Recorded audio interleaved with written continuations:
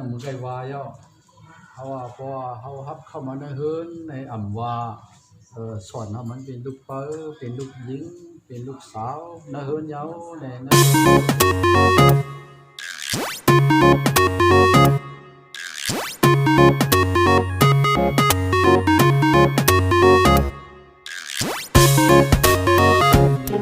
นาะ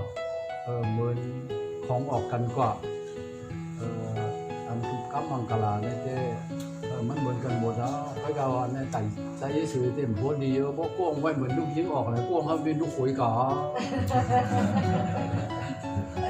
ในใกล้เป็นทำหยอมันเกี่ยวกันเนาะเขาเป็นลูกทั้งสองฝ่ายถ้าเขาพี่น้องตั้งหมดเนี่ยบริเวณนี้อันกันนี้มาลูกขุยก็นี้มาลูกใจก็นี้มาอันกันนี้มาหมดเนาะเขาอันกันเป็นฝั่งกันไว้ลูกเขาก็เดียวอันก็เป็นเรื่องมาอันเปลี่ยนสีเขาไว้เหมือนลูกยิงเขาเหมือนลูกใจเขาไม่เหมือนนิสาเขาอันกันกองเจ้าในเห็นเลยมาเรียวอันจนมาส่งเนี่ยก็เขามาต่างที่สู้ค่ะเนาะ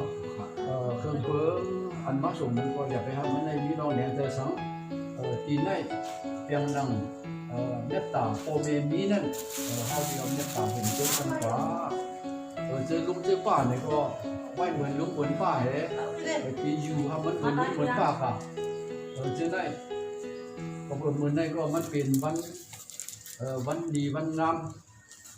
วันอันเขาสร้างการอันดีนั่นมันเป็นอันเดียวก็เป็นเจ้าไหนอันเขาเข้ามาจนต้องฟิ่งใจมันย้อนหลอดย้อนอัพจะได้เป็นต้องฟิ่งเขาอันทางดีมันจะได้เขาต้องหลอกกลุ่มวันนี้เขาต้องหลอกอะไรเดียวเป็นก่อนก็เป็นสังต้องฟิ่งใจได้มันสมมติวันนี้ไม่ได้เขาวาอยู่มันต้องฟิ่งใจได้มันคือคำชื่อหรือต่างชื่อหรือเย้าในวางไว้เจ้าไหนอยู่อันนั้นอันเขาคิดตุ้งฟิ่งเขาได้อันนั้นก็เป็นเครื่องเบิ่งอันมันดีกว่าเจ้านั้นก็มีบางกลางหมดเย้าเมื่อในมหาวิทยาลัยนั้นก็กลุ่มเต็มทุนดีน้ำมาจากนั้นก็มันเป็นรองกลุ่มเต็มทุนดีน้ำอันในบางกลางก็เพื่อมันเป็นการมั่นการชวนให้แล้วที่เขาจะได้ออกสุปากการทางลีการฟ้องคิวอันทางลีจะนั้นเจอมีนาวิเคราะห์ให้เลยว่าเป็นอันเตะอันเชื่อใจมันหมดแล้วก็เพื่อจะไหนลูกเมื่อในวันในความมือดาวน้ำมือหน้าก็เพื่อว่าเป็นบางกลางมังกรในเขาขึ้นช่างขึ้นชงให้มันมีกลุ่มจนเก็บชนกว่านั่นเฮิร์นใน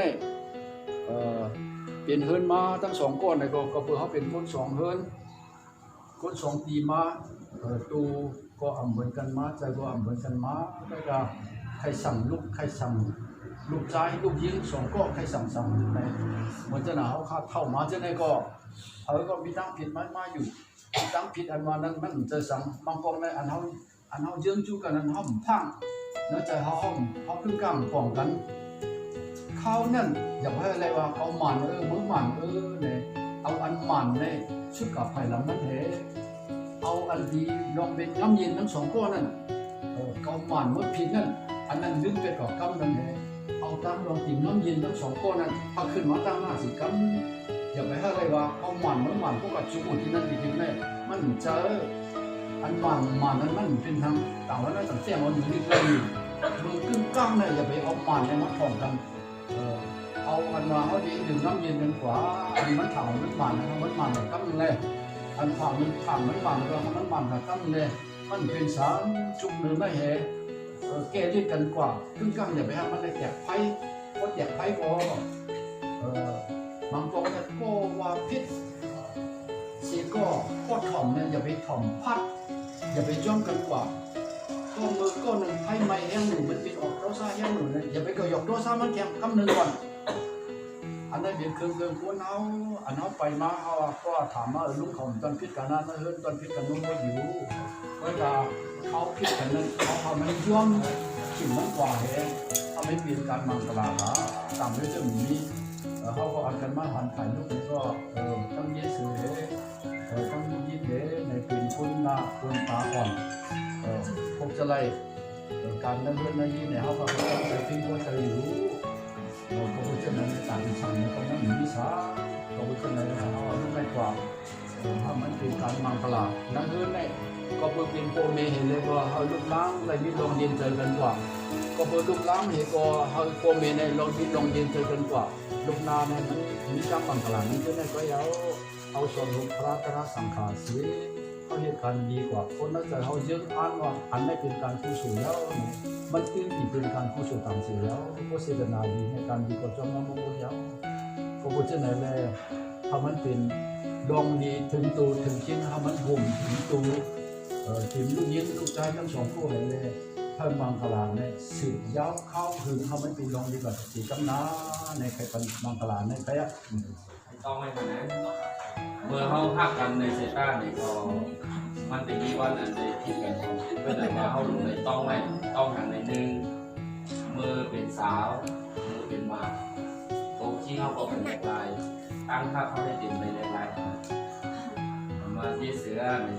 อันแมวแหลกลายแป้งเกิดแป้งเป็นมาแล้วเกิดเปลี่ยนแปลงเปิ้งอะไรที่มือในก็ในค่าก็เหมือนกับก็ทำในเชื่อนี่เอามาทำแหลกลายกันเป็นหัวตั้งเขาก็อยากแหลกลายตอนนี้ได้กัน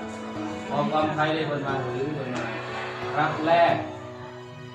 ถุงน้ำผ่านหรือเนี่ยมันถึงจะยาวนานแค่ไหนก็หักเหมือนเก่าเลย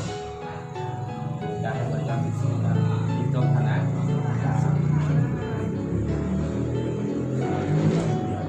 เอาทั้งคนดีสึกก็ได้สามเดือนแล้วเนาะนี่ก็สั่งสอนมาเนี่ยเท่าเลยเพราะอายุใหญ่มากพักมันเปลี่ยนมาในถึงหมดจังกัน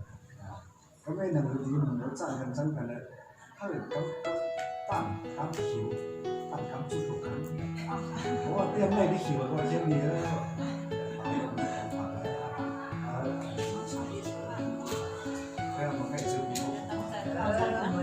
ลูกสาวเขาละยังไม่สดเป็นลูกสาวซ้ายมือหลังซ้ายมือเนี่ยก็เพราะว่ามีตั้งยุยงกับแชมป์บอกเขียนซ้อนแล้วสองบ้านสองฝ่ายนะก็ดีเป็นข้าวนี่ข้าวคนเจียวข้าวคนยิงด้วยนะยิงด้วยเอาphần hơi sai rồi nó sẽ xiang muốn nó có rồi anh lúc sau còn lúc sau cũng đi lúc sau rồiเขาทำรูยิงด้วยนะมาปันหัวมีบางอย่างทุกคนเป็นคนสาวฟ้าถ้าตำฝักอะไรตำเจอตำโคเอาก็ที่ยืนเป็นสาวนะยังยืนเป็นลูกป้าที่ยืนเป็นลูกสาวผ่าน